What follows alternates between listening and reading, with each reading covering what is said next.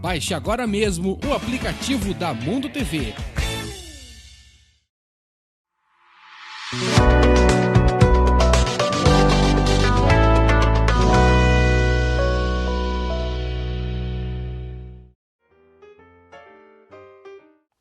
Ok, mais um programa de Uvas e Personalidades, hoje com uma personalidade que eu já há bastante tempo queria trazer ao nosso espaço para apresentar àqueles que seguem o nosso programa, Tony Inajar. Historiador, podemos chamar cientista, ligado à perícia policial e também à parte que nos interessa aprofundar esse conhecimento, que é a ufologia e investigação no campo. Tony Inajar. Tony, obrigado por teres vindo ao meu programa. Ora, eu que agradeço, fico honrado com o convite. Para quem não conhece Tony Inajar, quem é Tony Inajar? Bom, eu sou um eterno curioso, desde criança, sempre fui mais curioso do que meus primos e familiares. Sempre gostei de mistérios em todas as áreas e leio sobre isso desde a infância.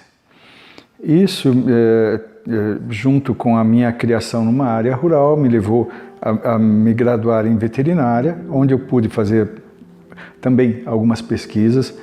Fiz algumas inovações em termos de intervenções cirúrgicas, criei algumas coisas que foram adotadas por meus professores na faculdade depois.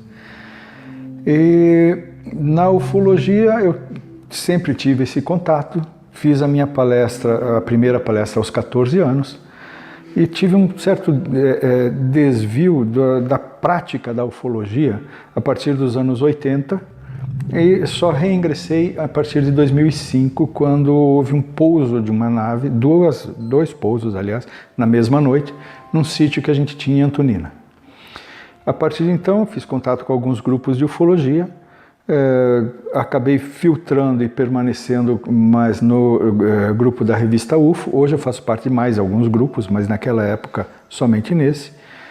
E já no primeiro ano já passei a integrar o grupo de análise de imagens da revista UFO e passei a coordenar esse grupo, e junto com o Givaer, ele veio morar aqui em Curitiba, então eu convivi muito com o Givaer, convivo muito, e a partir disso passei a fazer também algumas pesquisas de campo, principalmente nos agroglifos, junto com o Givaer. O que me ajudou na ufologia é que eu também sou perito criminal há 28 anos, e dentro da perícia criminal eu me especializei, entre outras coisas, em fotografia forense. Tanto a parte de confecção das fotos, o entendimento da câmera fotográfica, a confecção de fotos técnicas e a revelação das imagens. Então eu compreendo todo o processo fotográfico. Isso me ajudou na análise das imagens, as quais eu venho fazendo já há 16 anos para a revista UFO. E como perito criminal, isso me ajuda na pesquisa de campo. Nos exames de locais de campo, eu tenho um know-how, uma expertise que me auxilia muito nessa questão de perícia de campo, de exames de campo, onde sobram vestígios, né? Locais de pouso, os agroglifos mesmo, né? Todas essas questões, para mim, se tornam um pouco mais fáceis por eu ter essa expertise. E nas entrevistas das pessoas, não é bem a minha área, mas como eu participo e acompanho várias investigações e converso muito com os investigadores e tudo mais, então eu também tenho um pouquinho de noção de que tipo de pergunta fazer, como fazer, que perguntas não fazer também, né? Tu estás numa posição fulcral de uma investigação quando se fala de manifestação extraterrestre, podemos chamar assim. Sim. Tu estás num ponto fulcral, tu estás naquele ponto no fiel da balança, tu tens know-how, tens a parte técnica, a parte científica, estás num organismo que é especialista em filtrar a veracidade. Nesse sentido, já te sentiste de alguma forma intimidado a não revelar essas informações? Não. Na verdade é o contrário, né? Sempre o pessoal me incentiva realmente a expor e a esmiuçar essas informações. O que acontece, não vou dizer com frequência, mas acontece, é que algumas pessoas descreem do fenômeno. E aí, por mais que a gente apresente provas, ela diz assim, você é especialista e você viu isso, mas eu não acredito. Ou seja, elas não acreditam a priori, apesar de se apresentar as provas. Talvez as pessoas tenham, sei lá, medo de que aquilo seja real, algum receio pessoal, algum bloqueio pessoal, e elas se negam a aceitar o fenômeno, apesar de eu apresentar de um modo racional, né?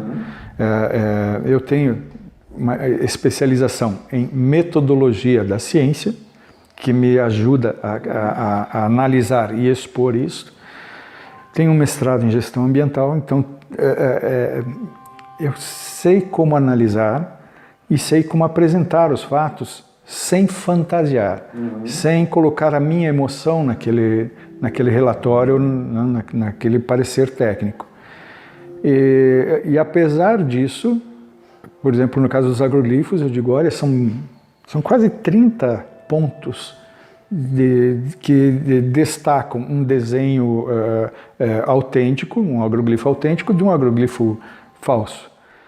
E apesar de eu dizer, olha, tinha isto, a pessoa ainda diz, mas eu não acredito. Digo, bom, então se a tua questão é crença, aí eu não posso fazer nada. Eu te apresento os fatos. Você aceita os fatos ou contesta os fatos. Mas negar os fatos não dá. Há uma situação também, quando estava cá o Gary King, recebemos o Gary King há uns 5 anos atrás. Uma das coisas que ele comentou em relação aos agroglifos, que podes então confirmar, na região de Inglaterra é tão frequente que os locais já ignoram ou já não dão grande importância. Isso. Essa postura é de credibilidade perante o que vê, é de aceitação ou de alguma forma é essa desconfiança que tu comentas? Olha, quando eu estive lá na Inglaterra, eu fui em 3 agroglifos, com o Gary King, né, e o Gevaert também. Eu notei 2 coisas, mais de 2 na verdade, mas uma delas é que a sensação que eu tenho, uma sensação intuitiva, né, nos agroglifos aqui no Brasil, é um tipo de euforia. Lá, essa euforia me dava uma sensação de coisa antiga, como se eu entrasse num sítio arqueológico mesmo, aquela sensação de antigo, dentro do agroglifo, isto. A outra, eu comecei a fazer as mesmas medições e análises que eu faço aqui no Brasil, ou seja, meço, faço croquis, vejo a orientação das plantas e faço medições de campo eletromagnético, enfim, tudo que eu possa mensurar, tudo que eu possa extrair de informação daquela formação. E eu fazendo isso, várias pessoas me abordavam, lá, ingleses, né, diziam, o que você está fazendo? Eu dizia, eu estou analisando, estou medindo, né, estou estudando aqui. Mas por que você faz isso? Isso é para ver que informações eu extraio disso. Eles dizem, nossa, que interessante, que estranho. Eles não aprofundavam, eles achavam estranho aprofundar. Eles achavam intrigante o fenômeno. Mas por que ir além disso? Praticamente essa era a pergunta. E aí eu comecei a perguntar, né? Mas o que você acha que forma isso daqui? E a maioria deles diziam, isso é formado por elementais, não por extraterrestres. E testemunhei, vi em vários agroglifos, as pessoas indo ao agroglifo para meditar, levavam peças de cristal, crânios de cristal, sentavam em círculos, enfim, ficavam meditando e conversando sobre esoterismo dentro dos agroglifos, que é uma visão bem diferente daqui do Brasil. Então, o que eu acho é que lá eles têm um outro jeito de ver, né, esse fenômeno. Há influências celtas nessa passagem de mensagem, porque tu estavas a descrever que, de alguma forma, eles vão meditar após a formação do agroglifo. O agroglifo é um ponto onde se fez uma comunicação. É um canal aberto, que foi aberto, ainda está ativo. Na hora da meditação, eles vão entrar nessa onda de meditação para que talvez, de alguma forma, haja uma troca de informação, de sintonia, de energia. Essa passagem, eles de lá, tu sentes esses grupos ostracizados ou já há uma formação desses grupos como cultural, por isso é que eu falei dos celtas. Os celtas também tinham muito essa questão de haver locais, haver os menires, haver os monolitos, ou seja, havia locais de mensagem. Sim. Podemos dizer que essa mensagem passou dos monolitos para os agroglifos, houve um pulo tecnológico nessa cadeia de comunicação? Esses agroglifos na Inglaterra surgem muito próximos desses sítios arqueológicos, que lá tem dolmens, menires e tem muitos círculos. A gente conhece, Stonehenge. Stonehenge é é o mais famoso, lógico, mas não é o maior, né? Avebury, muito maior. Eu acho até mais interessante do que Stonehenge, em alguns aspectos. As pedras são maiores até. Tem o Círculo do Rei, também fui nesse outro também. Existem vários, na Escócia, dentro, na Inglaterra toda tem isso. E os círculos aparecem próximos, então pode ser que tenha este vínculo celta. Mas ele eu acho que ele passa pelas religiões antigas, né? Essa questão das pessoas irem lá fazer as meditações e tudo mais. E mais ainda, dos anos 70 para cá, houve um afloramento, um crescimento do esoterismo e desta resgate de religiões antigas, dos druidas, né? Eu também tive a oportunidade de ver um ritual druida dentro de um círculo de pedra, dentro do Círculo do Rei, eles chamam. E tinha um agroglifo próximo, por isso que eu estive lá. Então eles têm esse avivamento, o resgate da religião. E eu acho que isso está muito no inconsciente coletivo deles lá. Mas os círculos também são chamados círculos ingleses. Eles ocorrem no mundo inteiro há muito tempo. Por exemplo, um dos primeiros relatos que eu consegui coletar é de 815, quando o bispo de Lyon alerta o novo pároco da região de que as pessoas costumavam fazer rituais de fertilidade nos círculos que aparecem nas plantações. E também colhiam o trigo dali para fazer uma cerveja, uma beberagem qualquer, né, para rituais de fertilidade. E isso, o bispo dizia, isso é paganismo, então combata isso. Isso é um texto de 815, que aliás o Gary King desconhecia. O pessoal associa de 1628, se não me engano, 1600 e alguma coisa, em que aparece também a mensagem do diabo ceifador, do demônio ceifador, né, que faria os círculos na plantação também. Mas veja, já é antigo, isso na Europa já surgia e nem chamava tanto a atenção. As pessoas dizem, isso aí ou é coisa da natureza ou é coisa de paganismo ou demonologia ou alguma coisa. Uma banalidade. Já não lhes causava espanto mais, né? Agora vou apanhar esse gancho, como vocês dizem. Eu estava a ver um trabalho do Tony e a senhora Maria de Medeiros estava com ele, juntamente, não estava a falar da nova era de acesso ao nosso ser, haver uma introspeção para nos conhecermos a nós próprios, para haver essa leveza. E eu presumo que isso foi há 4 anos atrás.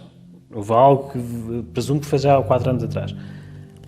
Fazendo essa ligação entre esses rituais dentro do círculo, dentro dos agroglifos como um ponto de ligação entre um ente superior, podemos dizer que de alguma forma, como tu dizias e a senhora Medeiros, para a pessoa tomar um autoconhecimento do seu poder de ser mais leve, há uma aproximação desses seres para passar essa informação? Ou seja, nós estamos a dirigir para o nosso próprio círculo para nós sermos mais leves ao tomar conta desse conhecimento. Ou seja, não é o agroglifo, não é o menir, não. É um conjunto de energias que, de alguma forma, nós sejamos a entrar em contacto com esse ponto em comum para sermos mais leves. Tu tinhas esse discurso há 4 anos atrás. Tu vês essa aproximação próxima? Essa informação que estavas a partilhar há 4 anos atrás. Tu vês esse destino, eu não digo destino como meta, acabou, não, como uma transição. Tu sentes a transição mais próxima? Sinto a transição mais próxima e vejo que existem mais de um caminho para que se chegue à iluminação, vamos dizer assim.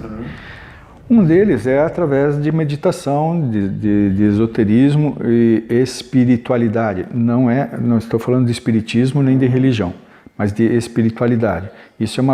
A espiritualidade é uma busca interna, pessoal, né? A religião é algo externo, né? É algo que alguém fala para você. A espiritualidade é algo que o teu interno fala para você. E existem coisas que são paradoxos que nos são colocados pela vida, que nos fazem refletir e com isso crescer. A ufologia em si, ela começou, digamos, a ufologia moderna com os avistamentos, com quedas de UFO, abduções, avistamento de seres e tal. Uma coisa bastante física. Mas já nos anos 60, aqui no Brasil, já com o General Ochoa, ele já puxou isso para a paranormalidade, com contatos telepáticos, e há uma linha que segue isto. Lógico que houve algumas derivações que eu diria, não como deturpações, mas caminhos mais enganosos, em que acabaram entrando por uma área mais mística, né? E aí passam a ver alguns comunicantes através de canais, como seres especiais, seres mitológicos, seria um messianismo, né? Vêm esses seres como messias, trazendo mensagens e tal. Essa é uma parte que eu não gosto. Eu acho que esses avatares, eu vejo as mensagens e é sempre a mesma mensagem. Porque o planeta está se degradando, porque vocês têm que evitar as guerras, e a mensagem é sempre essa. Não sai desse clichê.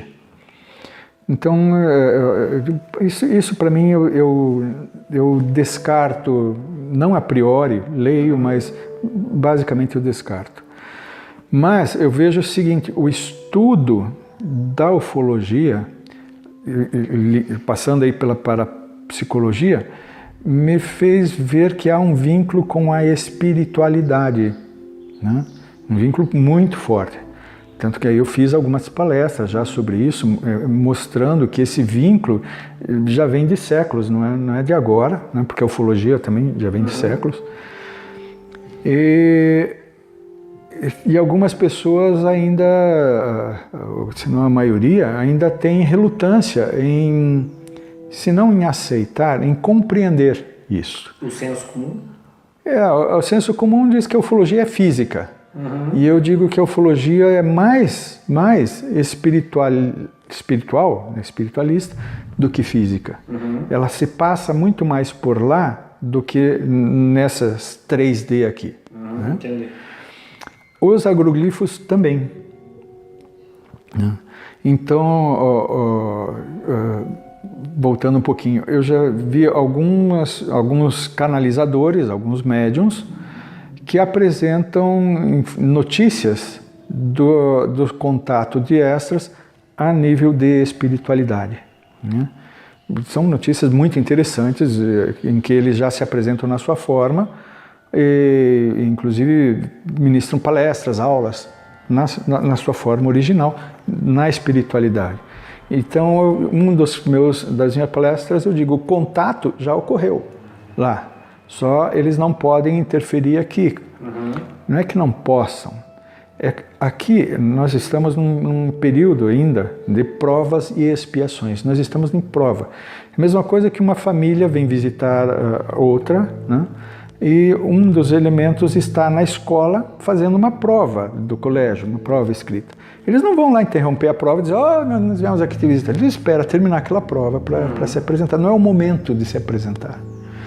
Por isso que se diz, quando o planeta der o salto, aí sim é o momento, porque daí deixa de ser um planeta de provas e expiações. Né? Nesse contexto, podemos dizer que nós somos crianças em crescimento. Nós somos a imagem de algo superior ainda em evolução. Eu não colocaria como crianças, eu colocaria que a gente está numa fase em que nós precisamos aprender muitas lições. Né?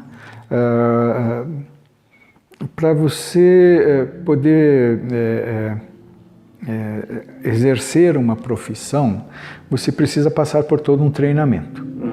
Para que a gente possa não perturbar uma comunidade mais evoluída, você tem que adquirir os hábitos daquela comunidade mais evoluída. Se você pegar um homem das cavernas e colocar dentro de um senado, por exemplo, ele vai sair dando pancada em todo mundo. Ele precisa passar por todo um processo de educação. Nós estamos nesse processo. Entender. Né? Nós estamos sendo educados ou reeducados, né?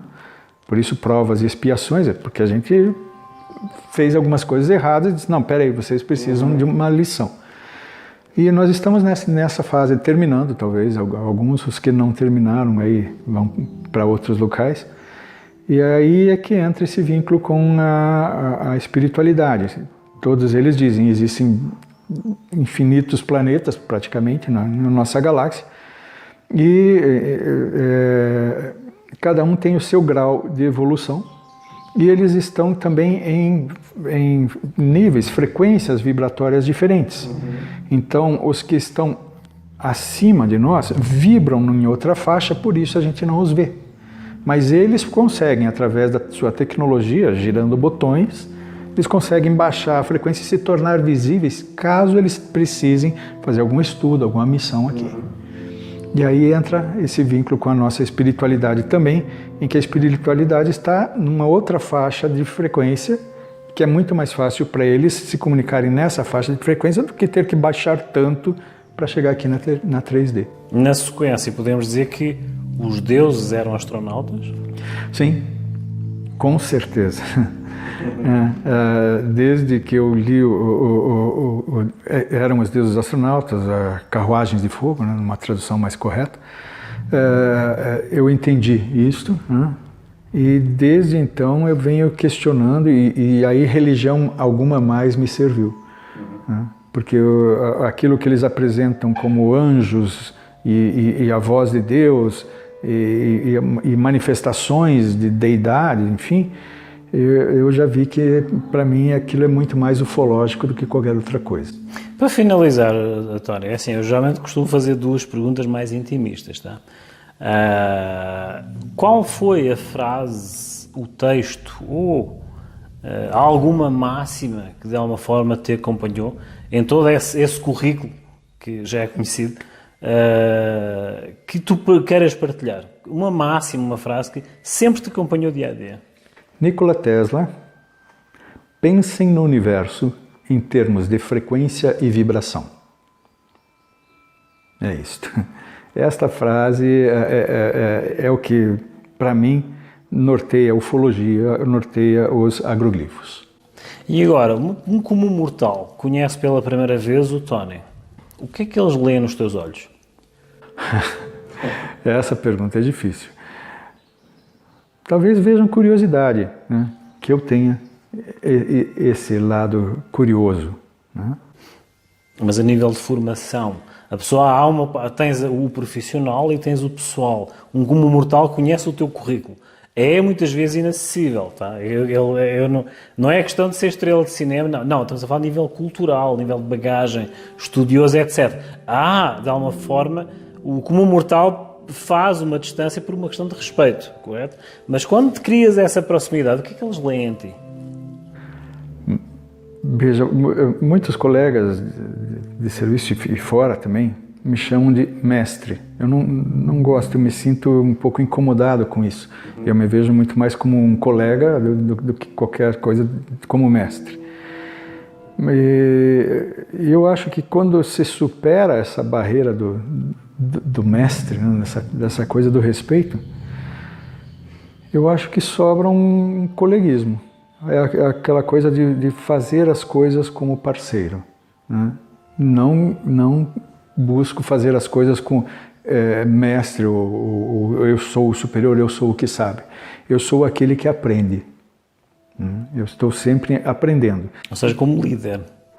Eu compartilho o meu conhecimento. Eu evito ser líder. Eu acho que todos têm o seu lugar de destaque.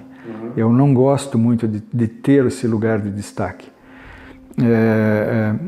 Eu acho assim, onde há um líder, há um rebanho, e eu não gosto do rebanho.